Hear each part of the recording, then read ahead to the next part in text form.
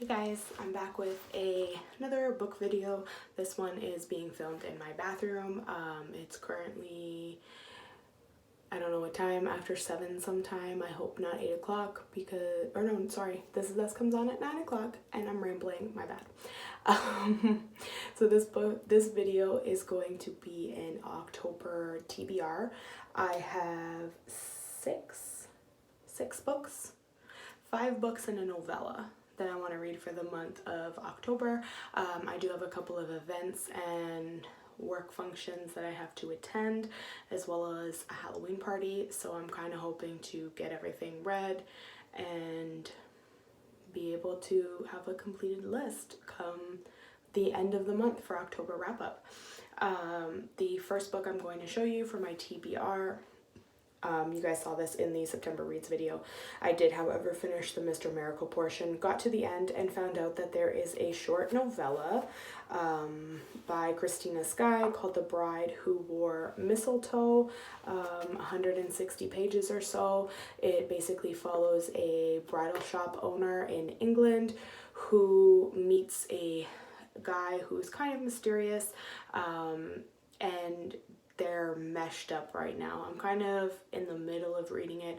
I don't fully know. There's not a synopsis. Wow. A synopsis. Jesus. That I could give you guys. But basically that's what's happening right now. So I'm sure at the end of it they get together. They wouldn't be Christmas spirit without it.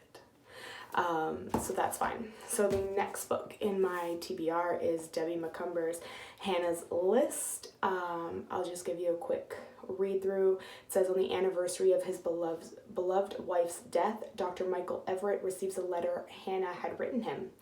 In it, she reminds him of her love and makes one final request, an impossible request. I want to marry you again, she tells him. He shouldn't spend the years he has left grieving, and she's chosen 3 women she asks him to consider. First on Hannah's list is her cousin, Winter Adams, a chef who owns a cafe on Seattle's Blossom Street. The second is Leanne Lancaster, Hannah's oncology nurse.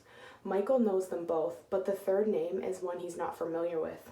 Macy Roth. Wow, the book's been covering my face this whole time. I'm so sorry.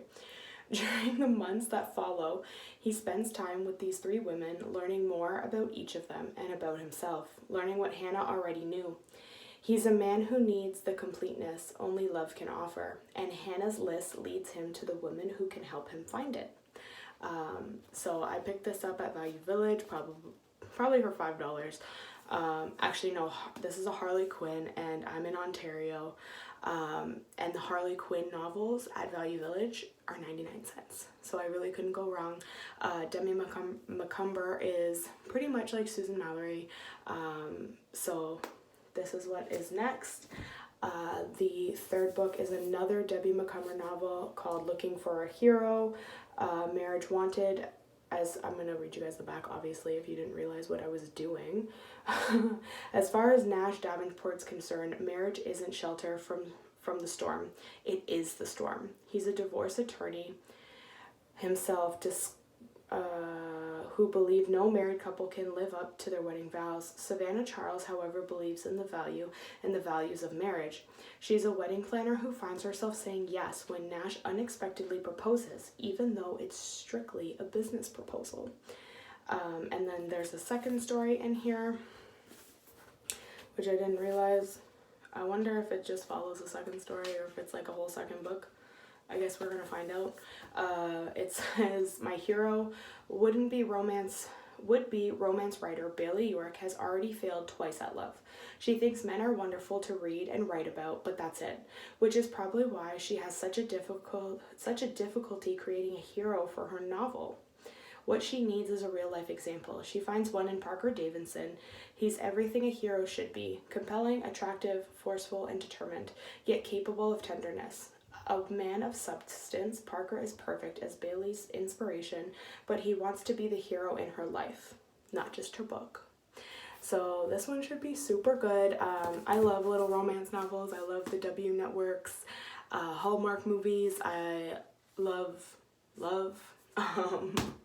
so that'll be a good read.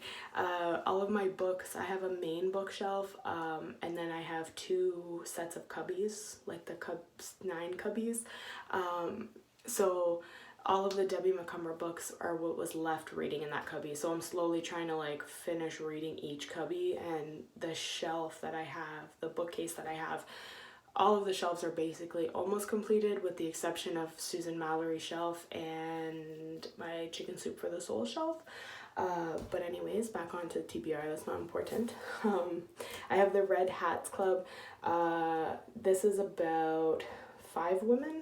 Yes.